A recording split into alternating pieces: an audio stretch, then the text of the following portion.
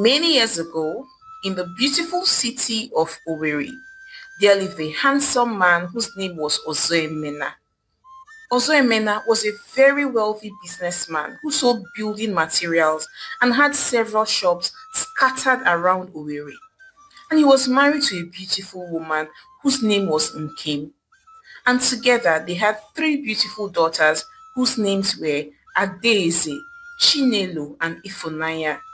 And they were a very happy family and lived together in unity. Ozoemena was never worried that he did not have a male child. He was very proud of his daughters.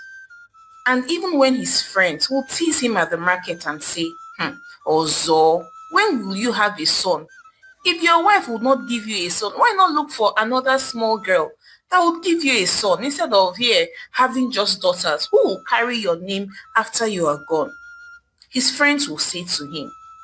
But Ozoemena would just smile and reply and say, my dear friends, it's not by having sons. Oh. You see this, my daughters, by the time I will start reaping the benefit of having daughters, all of you will start being jealous of me. Oh. Have you forgotten that we are from Mbisi? And do you know what the bride price list looks like in Mbisi? When the bride price starts coming, when I start charging my future son-in-laws with all the expensive things that they would buy for me, at that point, you all will become jealous of me and would wish that you also have as many daughters as I do. Ozoemena would say and laugh it off. Ozoemena never allowed himself to be pressured into taking a second wife just so he could have a son. His eyes was focused on the future. His eyes was focused on the bride price list that he was going to receive when his daughters grew up and start getting married. Sometimes he would even tease his children, his first daughter Ada, and say, Ada, Gunwa, you are my akpa rice. Meaning that Ada was his bag of rice. And he would turn to his second daughter Chinelo and say, Gunwa, you are my London visa. Then he would turn to his last daughter Ifunanya and say, Gunwa, you are my Lexus 350. He was so proud of his daughters and couldn't wait to start reaping the fruit of his labor. He loved his girls so much and trained them well. He sent them to the very best of schools, he bought books and encouraged them to read. He wanted the absolute best for them. And his wife Nkem was not left behind. She would call her daughters from time to time, especially Adaeze, and school her on why she had to be responsible, on why she had to keep herself, work with wisdom, and at the end marry well. She would often tell her first daughter Adaeze that she needed to marry well so that her younger sisters would also marry well. And Adaeze would listen to her mother's words, soaking each and every word that she says. So it was no surprise that Adaeze grew up to be very intelligent and responsible. She worked very hard, and after her secondary school education, she applied to the university to study medicine and surgery at the University of Ibadan, and she got admission to study medicine. Her father, Ozoemena, was so proud of her, and he would sing her praises before his friends. My daughter is studying medicine and surgery. My daughter is going to become a medical doctor. I can only imagine what I would charge her future husband before he would take her as his wife, because I must reap the fruit of my labor. Ozoemena would say very proudly. He was so proud of his children, especially Adaeze. A few years later, Adaeze graduated from the university with distinction, and she stayed back in Ibadan and was working as a medical doctor, and she was being paid well. So one day she met a handsome young man whose name was Kunle, who was also a medical doctor working in the same hospital as she was. Kunle fell in love with her immediately. It was love at first sight for him. They spent time together gisting and laughing. And barely 3 months later, Kunle was convinced that he wanted to spend the rest of his life with Adaeze. So one day, while they were hanging out, he looked at her and said, my love, Ada, I think I want to come and see your father. Let us make this official. I love you. I cannot breathe without you. You're the oxygen in my lungs. Please, I want to marry you. When would you allow me to come and see your dad? Kunle asked. Ada looked at him in shock. Ah, Kunle, I love you too, but don't you think it's quite early? Ada replied. And Kunle looked at her again and said, early? No now. I know yes, it's just been a few months, but I am sure beyond every conviction that you're the one that I want to spend the rest of my life with. You're the one for me, Kunle said. And even though Ada loved him, she was scared because she knew that she was from Mbisi and she knew very well that their bride price list was too much and she did not know how Kunle would react to it. She didn't know what to expect. But because Kunle was persistent, he kept on calling and telling her that he needed to see her father, he wanted to marry her. So one day she decided to take him to go visit her father. So one day, Kunle and Ada arrived at Ada's home, and Kunle, as a proper, well-brought-up Yoruba man that he was, he went on his face to greet her father Ozoemena. Ah, Daddy, good afternoon, sir. Oh, Daddy, good afternoon, sir, Kunle said. And Ozoemena was very pleased. Good afternoon, young man. Oh, please rise up. Please sit down. So, Kunle sat down. Ada went ahead with introductions and introduced Kunle as the love of her life, the one she wanted to spend the rest of her life with. Her father was very impressed and welcomed him warmly. So Kunle went ahead and made his intentions known to Ozoemena. He told him that he wanted to marry his daughter and so had come to make enquiries about what it would take to marry her. Ozoemena simply looked at him and smiled and said, Nna, you're welcome to my home. But I will forgive you because you're not from the eastern part of Nigeria. If you're coming to ask for the requirements to marry my daughter and you came alone by yourself without any elders from your family. Anyway, I would assume that our cultures are different. But in our place, you do not come by yourself to make inquiries. You have to come with an elder, a kinsman, who would speak on your behalf. By the way, do you know who you are marrying? You are marrying the first daughter of this family, Adam Bise, Aduku, Adaneri Kwano. My first daughter, the strength of my youth. Mbano, Eme, Igabia Ofuma. No, no, no, no. They don't do things like that. You will come very well, properly. But I would forgive you because you're a Yoruba man. So my dear son, for you to come and make inquiries first of all, you have to come with somebody from your family and you don't come empty-handed. Here, take the list of what it takes to come and ask questions. Ijua Juju, take it and go first.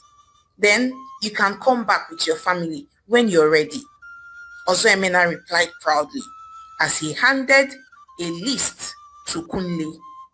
Kunle apologized as he took the list. I'm so sorry, sir. I didn't know, he said humbly. But Ozoemena pardoned him, and after they had shared a few drinks, Kunle thanked him for his hospitality and shared his goodbyes and left their home. Later that evening, when Kunle returned to his home, he brought out the list that his supposed future father-in-law had given him, and he looked at it. There were 6 items on that list just to come and make inquiries of what it would take to marry their daughter. Number 1 on that list was a he-goat. Number 2 was 25 liters of palm oil. Number 3 on the list was 25 tubers of yam. Number 4 was 10 yards of akwoche. It went on and on and on. Immediately Kunle saw it. He just started laughing. Hey, wait though. Is this one just to come and make inquiries about what it would take to marry Ada? Then what would now be on the main bride price list if this one is just for asking questions? Ha! Can I really do this? Please, oh, I'm just a young doctor now. I just got licensed 3 years ago. How much have I saved? That will come and spend all my money on marrying Ada. Hey, and I love Ada, but this is ridiculous. This is ridiculous, he said to himself. So a few days later, he called Ada and said, Ada, have you seen the list that your father gave me for asking questions? It's too much. It's too much. I showed it to my people and they are crazy. They are all upset, Kunle said, looking worried. Another looked at him and said, Kunle, I'm sorry, but that is the way we do in my place. Our bride price list is very expensive, Ada said sadly. But this is not the bride price list now. This is just to ask questions, to know what it will take to come and marry you. This is unfair now. Where do you expect me to get this kind of money to buy all these things on this list? Okay, if I gather money to buy all these things on the list, will I be able to buy the one that is on the bride price list? This is crazy. Is there a way you can please talk to your father for me to at least, soft pedal? This is too much for me. I'm a young doctor now. You know how much I am earning, please. We've not even talked about the wedding proper or what it will cost to marry. This is just come and ask, Haba, please talk to your father for me. Kunle pleaded with Ada. So later that night, Ada called her dad on the phone and said, Daddy, please now, how can you give my husband, he's a young doctor, that kind of list just to come and ask questions? So it's too much now. Daddy, please now, he's just giving it to you. Can't you waive these things? Can't you waive most of them? Let him come with what he has now. Don't worry, he will still pay the bride price and all of that. Daddy, because Ada said to her father. But her father replied angrily and said, Mbano, come on, Buchapu, what are you saying? Do you know who you are? Do you know that you are my first daughter? Iwu Ada. Adam Bilse. Ada Neru Kwano. If that young man cannot provide just that simple list, and is here asking me to cut some things off, then he should better go and find somebody else to marry. Onye ofem mano. Biko. It's not good for you if he cannot pay just this little thing. Does he know how much I spent in raising you to become a medical doctor? Or the one easy? Is it easy? Tell him to go and sit down. If he does not want to pay, he should go and sit down. You're a beautiful girl. Many more men will come for you. In short, come back to the east. You are there in where? Ibadan, practicing. Biko, come back home. Ogene. Ozoemena replied angrily. So he refused to shift his ground and accommodate Kunle. So Kunle, on the other hand, told Ada that there was no way he could pay this as just a requirement to come and ask questions for what the bride price would be, and that he could not start something that he could not finish. If this was the list for just asking questions, then he wondered whether he would be able to afford the actual bride price. And so that was how he called off things with Ada. Ada was so sad. She wept and wept bitterly. But there was nothing she could do about it because her father was bent on reaping the full fruit of his labor. Nothing missing, nothing deducted. So after a while, Ada decided to come back to the east so that she could better her chances of meeting her fellow Igbo people that would understand the culture of the Mbise people and would not see their bride price list as outrageous. So Ada moved back to Owerri and started practicing in a hospital. And in no time, she met a young man whose name was Ifeanyi. Ifeanyi was a handsome young man and he loved Ada from the onset. Ifeanyi was from Enugu and was doing well for himself. And in a few months' time, they had graduated from just gisting and talking to actually becoming lovers. Ifeanyi loved Ada and wanted to settle down very quickly. So he spoke to Ada that he wanted to come and meet her people so that, they could take things further. And Ada told him, Ifeanyi, I'm an Mbise girl. You know how our bride price can be. Are you sure this is something you want to do? Ada asked, looking very sad. But Ifeanyi reassured her and said, Gene, Gene, are you looking at the person that you're talking to? Abumodogu, Abumodogu. Besides, I know that these things can be negotiated easily. My people will come and negotiate with your father and we can reach an amicable settlement. So do not bother yourself. Don't worry, I will handle this. So a few weeks later, an Ifeanyi came with the elders to come and see Ada's father. Ozuemena was so happy to see them and he received them very warmly. And in no time, they made their intentions known and they asked for the bride price list. And Ozuemena, who was so excited, ran inside and brought a truckload of paper as the bride price list and handed it over to them. Ifeanyi's father said, Nna, what I asked you for was the bride price list for our wife to be. I did not ask you for letters and invoices and all of that. Also bride price list that we asked for. Nothing else. His father said, looking shocked. Then Ozuemena smiled and said, my brother, this is the list. I know it is long, but this is the list. Ifeanyi and his people opened their mouth in shock. This list? This long list? Are you serious? How? They asked in confusion. And Ozuemena replied and said, that is the list. Do you know who you have come to marry? Adam Bise, a medical doctor for that matter. Have you seen how beautiful she is? How educated, how intelligent. This one is full package, your wife material. In short, this list is even too small. You should be begging to pay more. Ozuemena said proudly, yes, my in-law, we know that your daughter is educated, she's beautiful. That is not in contention. But Swanne, this list is much now. Are we coming to buy your daughter? We are coming to marry. We are not coming to buy her. She's not a thing that is being bought. Ifeanyi's father replied. Then Ozuemena looked at them and said, do not insult me. Okwa, you asked for bride price list. I have given it to you. Instead of you to say that you are not man enough to pay the list, you are here asking me if you want to buy my daughter. Do you know how much I've spent on her? All the things on the list, is it up to half of what I have spent on my daughter? Biko, if you don't want to marry, no problem. Please stand up and go. Do not insult me in my house. Ozuemena replied angrily. By this time, Ada, who had been eavesdropping on all the conversation, had started crying and weeping. So that was how Ifeanyi and his family stood up angrily and left their home. And immediately they left, she came out and started crying.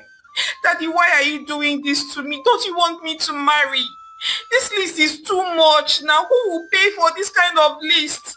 Who will pay? Daddy, this is ridiculous. This is 21st century. Look at your list. It's as long as a red carpet. Who is going to pay for this list? Daddy, why are you doing this to me? Why don't you want me to marry? Ada said, crying. But Ozuemena simply ignored her and was busy fuming and muttering words to himself. I know my daughter's words. I know how much I have spent to train these children. Nobody will come and give me peanuts and take them away from me. That will not happen. Mba. No way. It will not happen. Ozuemena said, fuming to himself. So that was how Ifeanyi's relationship with Ada ended. Ifeanyi was so upset that as soon as he left their home, he blocked Ada on every means possible. Social media or phone call or Facebook or everywhere, he blocked her. Ada was so sad. But a few years later, she met a young man whose name was Chinedu. Chinedu loved Ada. Ada was his spec. Everything that he wanted in a woman. And in no time, he made his intentions known to her. And Ada looked at Chinedu and said, Chinedu, Chinedu, look at what has been happening. No, the bride price list is too much. Can you afford it? Then Chinedu told her and said, is there a way you can at least just snap the bride price list and show me? Let me see. And so Ada went back home one weekend and tiptoed into her father's room and took a screenshot, not of everything, no, just of a few pages of the bride price list and sent to Chinedu. And immediately Chinedu saw it, he screamed, Ogini, Ada, this is ridiculous now. This is not possible. Who will pay for all these things? Are you the first person to get married? Are you the only girl outside? Chinedu said. Then Ada knelt down and begged him and said, Chinedu, if you love me, we can work this out. I can support you. I can give you some money so that you can go and pay my bride price. We can bring our money together. I've been saving. I can give you what I have. You bring what you have and you can come and pay the bride price. My father is not willing to negotiate. He wants every single thing on that list. Ada said, crying. But he looked at her and said, Sophia, God forbid. How can I, Chinedu, Ozo one, Odogu one, Dinkpa one, collect money from you to go and pay your bride price? And on the other hand, I cannot remove this kind of money from my business to come and pay your bride price. After paying your bride price, I will become poor. Ada, Biko, I'm not sure this will work. Please, let us just end it now. There's no need going to see your father. As far as I'm concerned, it's a waste of time.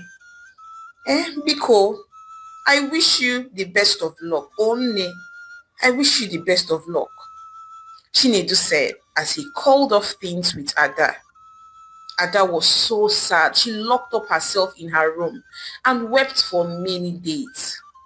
So things continued like this for a few more years. By this time, Ada was so frustrated.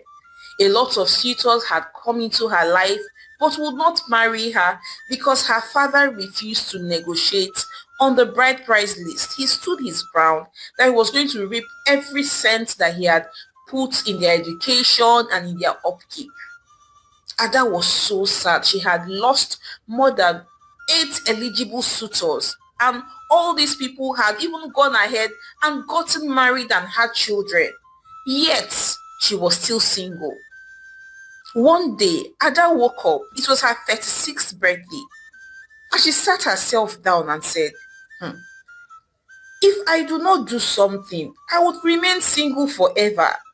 Daddy is not willing to shift his ground on the bride price. He's not willing to negotiate. How can he be asking for such a ridiculous amount?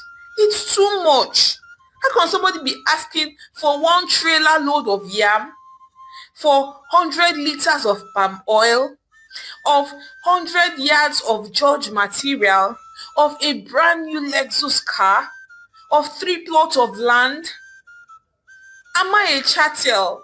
I beg Daddy, I beg him. He doesn't want to listen to me. I'm getting old. All my mates are married with children. All the men that have asked me to marry them are currently married. What do I do? Ada said as she cried. So that day, she went out and discussed with her friend Chioma. And Chioma listened to her and said, my dear, you are the one doing good, girl. You are the one wasting your time. You are the one that wants to be single. Don't you know what to do? Hey, you don't know what to do. So Ayana, stay there. You will be 40 years old without a husband to call your own because of your father. Ngwano, stay there. Then Ada looked at her and said, but Chioma, what can I do? What can I do? Please tell me. Ada said, already at the verge of tears. Then Chioma looked at her and said, my dear, find a man that you love and get pregnant for him, and tell me if your father will not hurriedly give you away to avoid shame.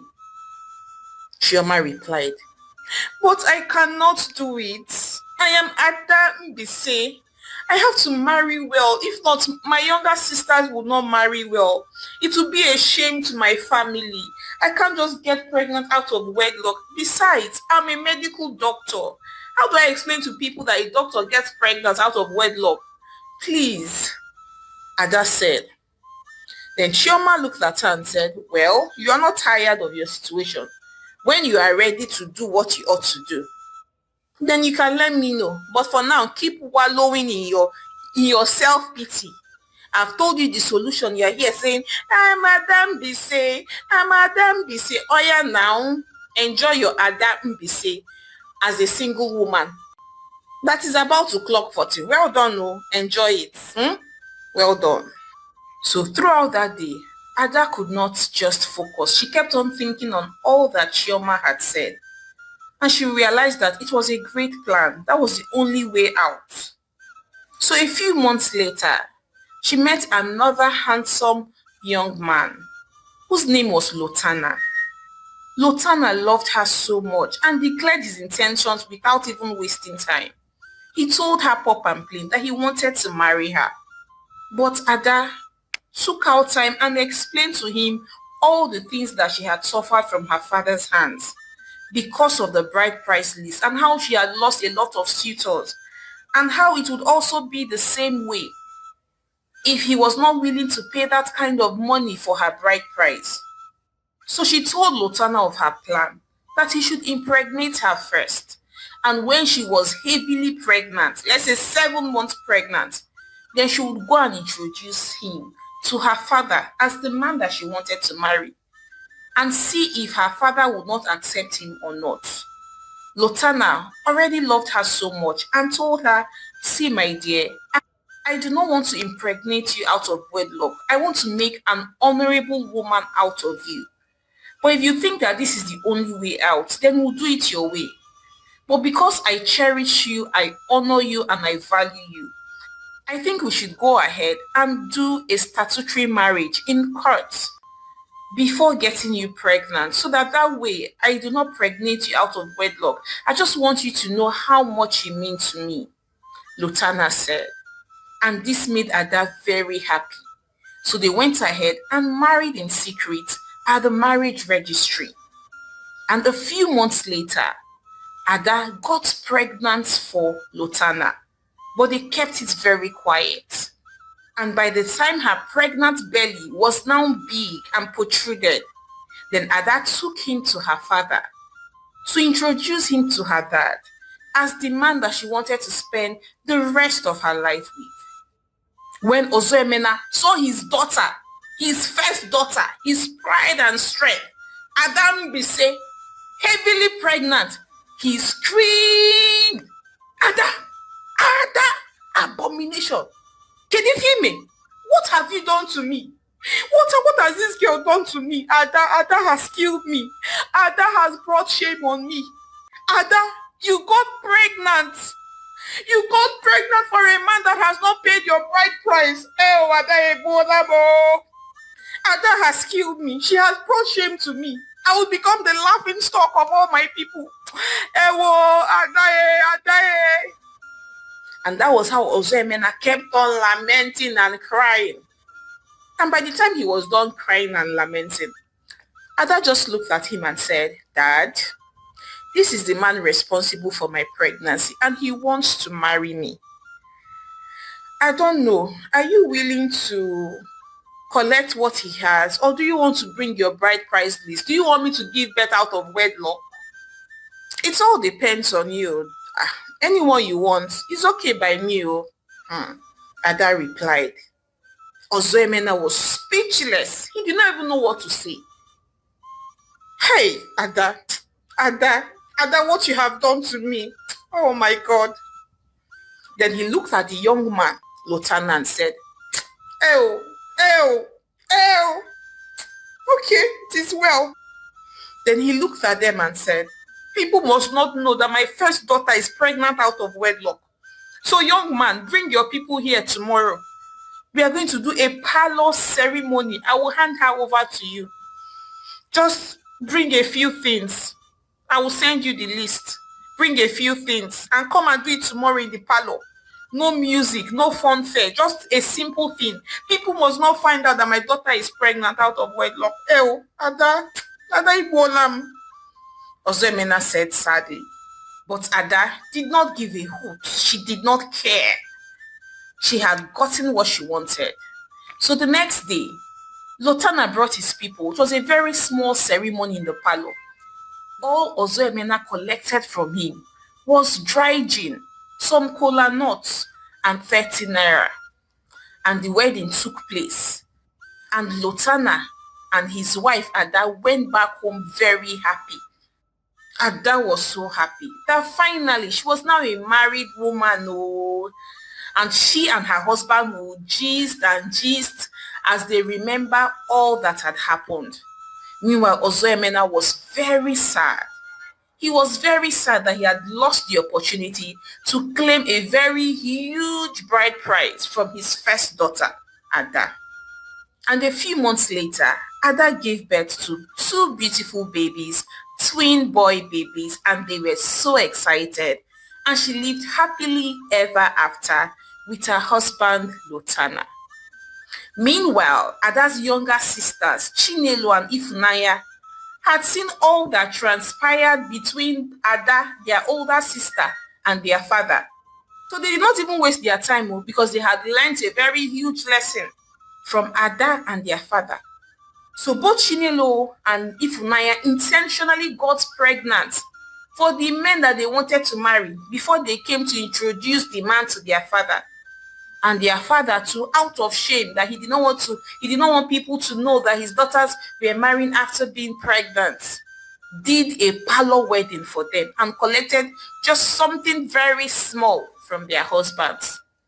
And that was how all three daughters got married without Ozoemena receiving the bride price that he had envisaged and hoped on for several years. Ozoemena was so sad. For many years, he would sit outside in front of his house thinking, his hopes had been bashed. He wished that he had handled things differently.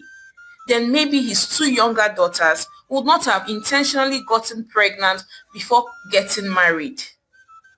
He regretted his actions. He wished that he could turn back the hands of time, but it was already too late. Hi besties, it's your favorite storyteller, Omalicha. Thank you so much for watching my story to the end. So I'd like to hear your thoughts on this one as usual. What do you think? Okay, first of all, I have a few questions.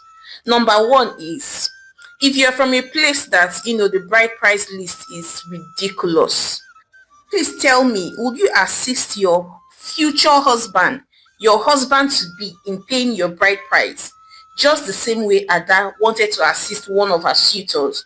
Or do you think it's an abomination to assist your husband to be, to pay your bride price? Do you think that it will make him not respect you? And he could say things like, after all, you begged me to pay your bride price. They even gave me money to pay your bride price. Do you think it's something you can do if you're from a place where the bride price list is just ridiculous? That's one.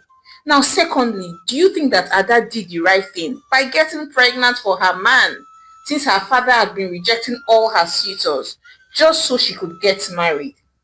Then do you also think that it was fair to Ozoemena, knowing that he had anticipated his bride price for a very long time, calling his children akpa rice, bag of rice, my London visa, my Lexus 350 and all that? Do you think that he deserved to be robbed of that expectation with the way his three daughters went ahead and got pregnant for their husbands to be, even without the bride price payments? Then lastly, if you're from Mbisi, like Mbisi, Ada Mbisi, I want to hear from the horse's mouth. Please tell us your experience with this whole bride price thing. We all know that your bride price is like the highest in the whole of Igbo land, Nigeria. So let us know your personal experience during your marriage as regards the bride price. Thank you so much. I can't wait to read all your feedback in the comment section. And please don't forget to support your home girl, Omalicha, by subscribing to my channel, liking my videos, and sharing with your loved ones. So now, till I come your way again with more interesting stories, bye. Many years ago, in the beautiful city of Lagos, there lived a young lady whose name was Amarachi. Amarachi was a fashion designer and even had two shops. She was very busy, very hardworking. And as if that was not enough, she was very beautiful and was very proud. And she held very strong views about marriage. She would usually boast to her friends and tell them things like, me, I can never marry a man whose mother is alive. Oh. I don't want any mother-in-law drama. You see all this mother-in-law, daughter-in-law. I don't have the strength for anything called mother-in-law problem. Me, I want peace in my home. I want to be the one in charge. I want to be the only woman in charge. It's not the one that if I want to do something now, and my husband will say something like, talk to my mother now, find out what she thinks about it. I don't want any of that.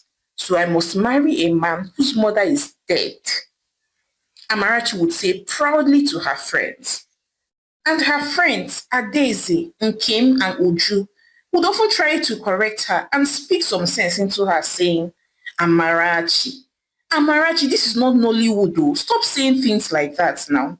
One day you would have children. They would grow up and get married. Now tell me, how will you feel if it's your own daughter-in-law that is wishing you dead? Does that sound good to you? Nkem said, looking very worried. But Amarachi never listened to her or any of her friends. Instead, she would just look at them and say, well, me, I've said my own. I did not say I would kill my mother-in-law. I am just saying that I want her dead. I don't want to marry any man whose mother is alive. Is that too much to ask? Is it too much to ask for peace? Besides, for my unborn children, they can decide what they want. Their wives can decide what they want. And if my son's wives think that they don't want their mother-in-law alive, no problem now. I will go and live with my daughters. Is it too much to ask? I beg. People should stop bothering yourself. All I know is that God will give me the desire of my heart.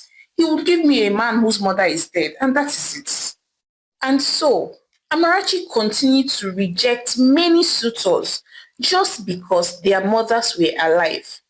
Despite the fact that some of these men were very kind, they were wealthy, successful, caring, everything that a woman would want in a man.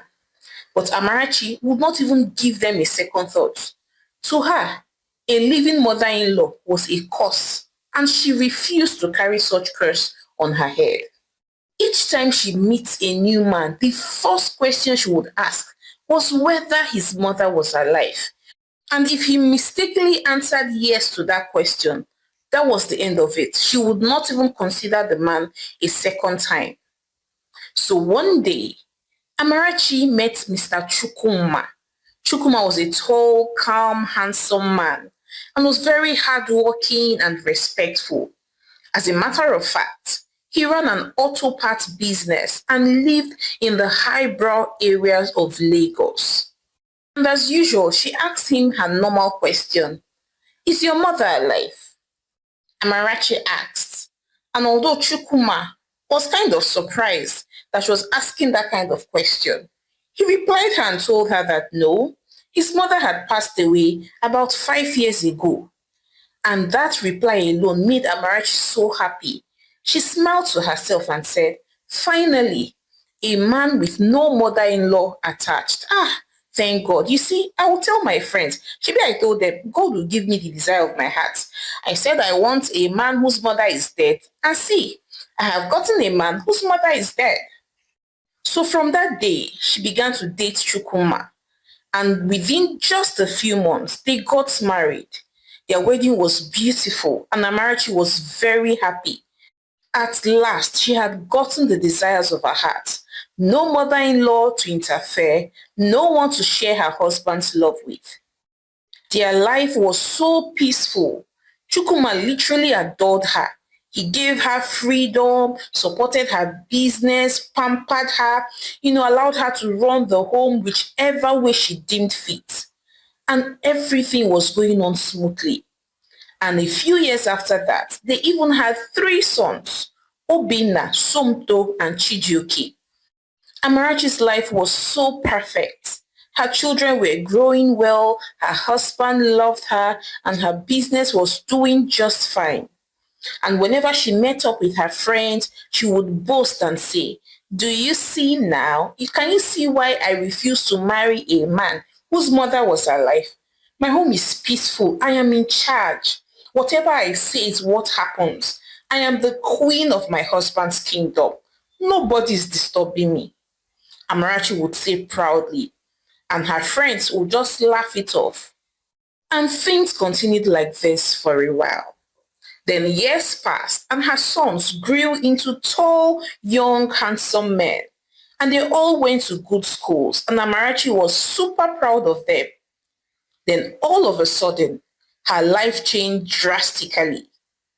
Just one early morning, her husband Chukuma was complaining of some chest pains here and there, and they just thought it was just stress from the previous day's work and the rest. But before they knew what was happening, he just collapsed and died in minutes. He was not suffering from any sickness or any terminal illness, nothing. He just died like that. Amarachi was so shattered. It was as though her world had turned upside down. Her home that was once full of laughter, life suddenly felt empty. And her sons, by this time, they were already young adults and were already at the university. So what it meant was that Amarachi was left alone most of the time. She tried to keep herself busy by doing one thing or the other, by going to her business, yet she still felt this loneliness as if it was engulfing her. But she tried to comfort herself. She would talk to herself and say, I can't wait for my sons to marry. I'm sure that when they marry and start having children, their wives would want me to come around, and help them raise children so that they can focus on their career. And I'm sure by then, by the time I'm pursuing one boy or the other, I will no longer be lonely.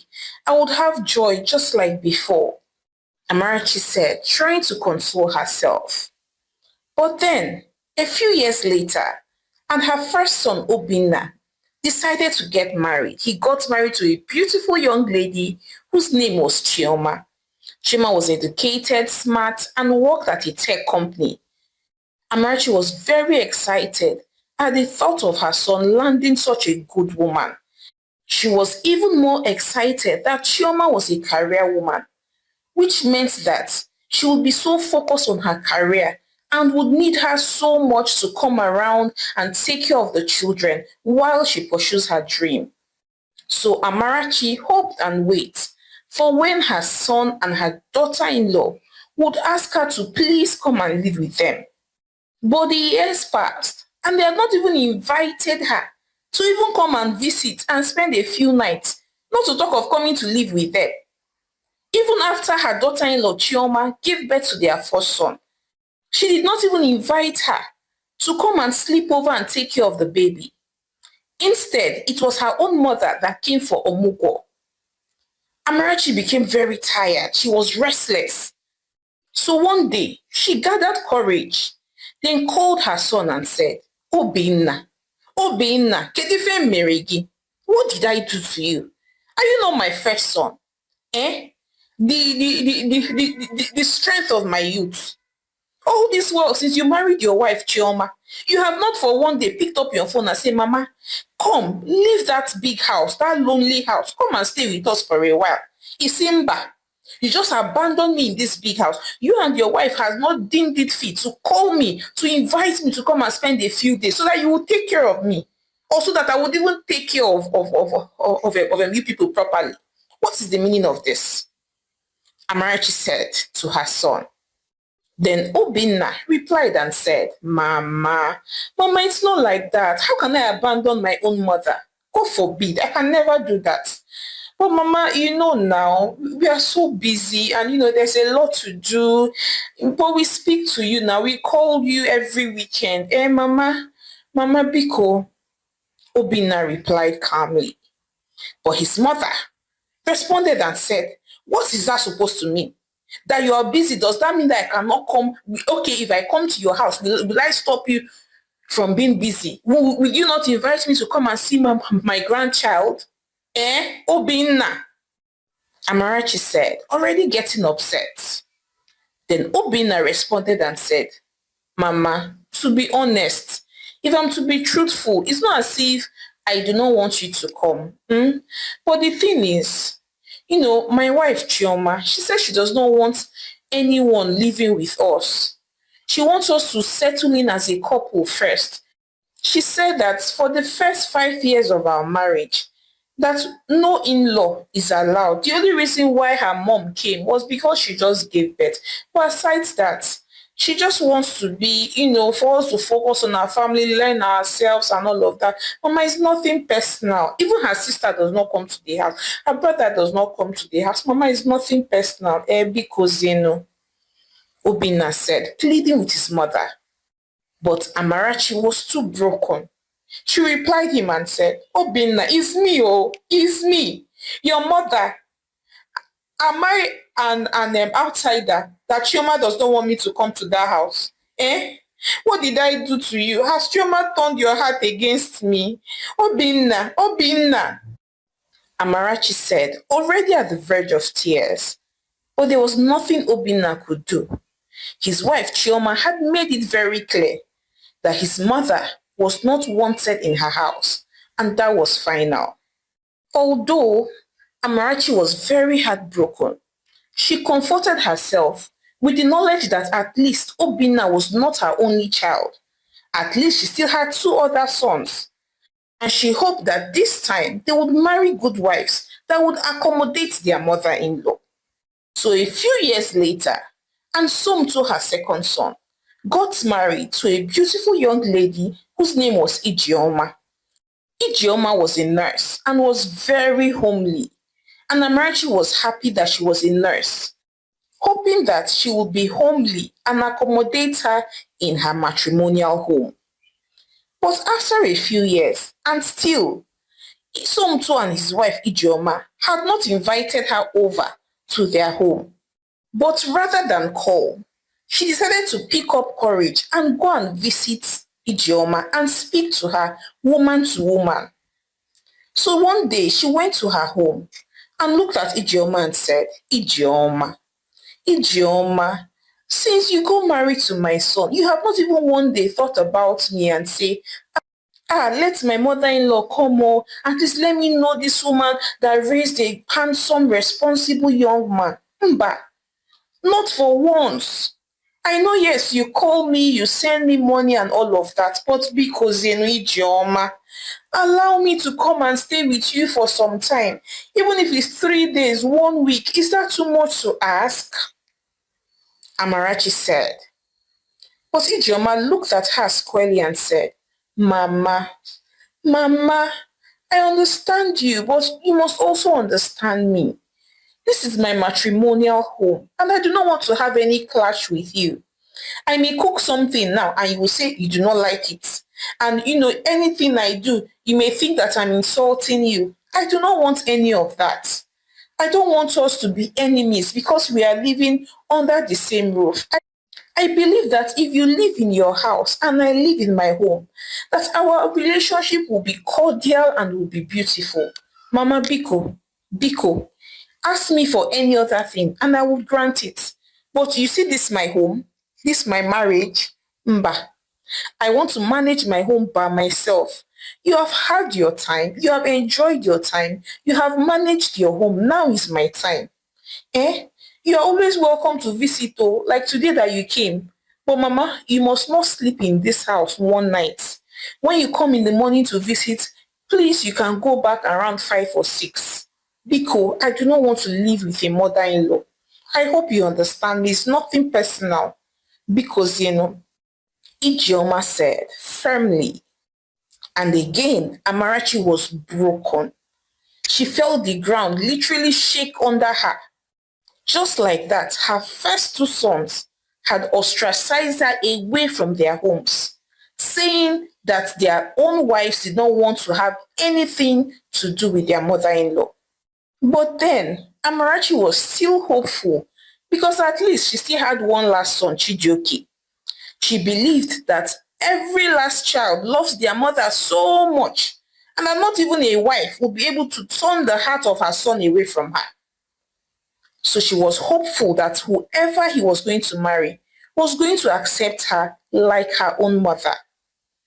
And a few years later, Chijioke got married to a beautiful young lady whose name was Nneka.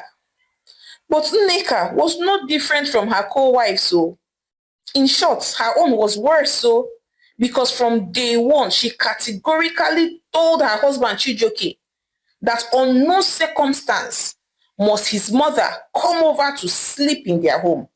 That she did not want any mother-in-law drama, that she did not want a situation where he would accuse her falsely, that she insulted his mother. So to avoid any of that drama, that she did not want to see her mother-in-law 5 kilometers close to her home. And Chijioke, who was madly in love with her, accepted the terms and conditions even before they got married. So that was how Amarachi was ostracized. Amarachi would literally cry herself to sleep every night. And then it dawned on her that karma had come for her. She remembered when she was younger how she was busy rejecting good men just because their mothers were alive. How she was saying that she would never live with a mother-in-law under the same roof, that her future husband's mother had to be dead. How she was wishing death on innocent women just because of the stereotypes that she had heard about mother-in-laws. Now look at her life. She is now old. She is now the mother-in-law, and nobody wanted her in their home. She literally wished that she could turn back the hands of time, but it was too late. Yes, her son still loved her. They would call her, they would even send her a huge amount of money. And they visited sometimes. But their wives did not allow her to sleep in their home for even one night. So every time Amarachi would be all by herself, she would cook for herself, eat alone, watch television alone. She was very lonely. Sometimes she would even meet up with her friend Uju and would pour out her heart to her, saying, I'm tired. I cannot believe how my life has become so quiet. My son's wives have turned their heart against me. I wish I had given birth to a daughter. Oh God, I'm so tired. I'm so lonely. Amarachi would say, crying. Then Uju would look at her and say, but Amarachi, did we not warn you? Eh? Did we not warn you? Every time you open your mouth, the man that I must marry, the mother must be dead. How can you stay and just be wishing death on innocent women that you do not even know? How bad? At least your own is even lucky that your daughter-in-laws do not wish you dead. Their own is just that do not come to my house. Imagine if they were wishing you dead. Imagine that by now you would have died. Ifulano, you have seen now. You don't know that this life has a way of returning what you give to others back to you. Anyway, it is well. We cannot cry over spilled milk. You just have to find a way to make yourself happy. If it's to watch TV, if it's to come and visit me from time to time, I'll also try and be visiting you. Don't think about it too much. There's nothing you can do about it. We cannot go back and turn the hands of time. But it's just a lesson. It's just a lesson to everybody. You cannot be wishing evil on people and expect that you will just be having good. It's not done now. Haba. Uju replied sternly. And so Amarachi spent the rest of her days alone and in quiet. But as the years passed, Amarachi's health became weaker. She developed high blood pressure, arthritis, and could no longer move around easily. And she begged her sons again to please let her live with them so that they could care for her. But yet again, they all refused though, saying that their wives refused to live with their mother-in-law and that the peace of their home was what was of utmost importance to them. Amarachi would weep and weep. She knew that she needed somebody to take care of her. So one day, she just quietly packed her bags and moved into an old people's home in Ikeja so that the nurses there could take care of her. And indeed, they did take care of her because the nurses were kind even though they were strangers. She was surrounded by other lonely old men and women who also had no one to stay with. She would sit by her window each day, waiting for her sons, hoping that they would come and rescue her from the old people's home. And even though her sons visited often, but their wives rarely came, she knew that her grandchildren were growing up without really knowing her, and this broke her heart.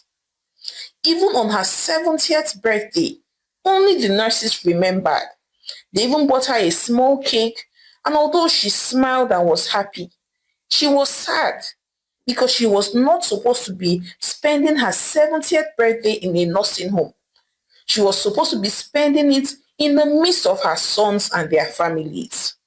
One day, a young nurse noticed how lonely she was and then looked at her and said, Mama, Mama, why don't your children let you live with them? I have seen them a couple of times. They look well to do. They don't look hungry. And they look like they have children. At least running around your grandchildren will keep you healthy and alive even longer. The nurse said, looking concerned. But Amarachi just simply sighed deeply and said, My dear, I am reaping what I sowed. You will not understand though. But I know what I am saying. This is just karma paying me back. Because I remember when I was young, I would say so proudly, I would never marry a man whose mother was alive. I did not want my mother-in-law in my home. Blah, blah, blah, blah, blah. I thought I was wise, but I was simply just proud and foolish. I planted rejection. And now look at me now. I am reaping it, pressed down, shaking together, running over. Life is simply giving me back what I give to others. See my friends Uju and the other one. They are living with their children and their grandchildren. They are happy. Their daughter-in-laws respect them and take good care of them because that was the same way they took very good care of their mother-in-law. It is well. It is well. What else can I say? I would live the remaining of my days in regrets. I can no longer go back to change the hands of time, but it is well.